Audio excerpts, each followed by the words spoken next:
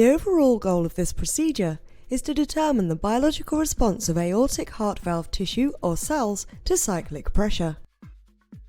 This is accomplished by first isolating valve tissue from porcine hearts and incubating them in tissue culture medium overnight.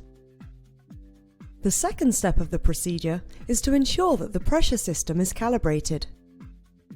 Next, the valve tissue or cells are placed into the pressure system.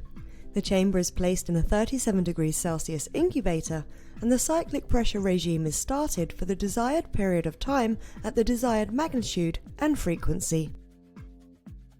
Finally, the tissue is removed from the system for biological analysis. Ultimately, results can be obtained that show how elevated pressure affects gene and protein expression through real-time PCR, Western blotting, or microscopy. The main advantage of this technique is that we're able to separate the effects of mechanical pressure from other mechanical forces and biochemical stimulants. This is an advantage over other techniques such as animal models. Though this can be used to help us understand the way in which mechanical forces impact the biology and the pathogenesis of the heart valves, it also can be used for developing tissue-engineered constructs.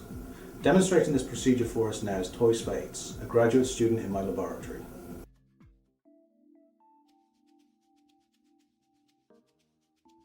To prepare tissue for pressure studies, collect aortic valves from adult female pigs weighing no more than 120 pounds immediately after death. Wash the valves twice with sterile PBS, then place on ice and transport to the laboratory.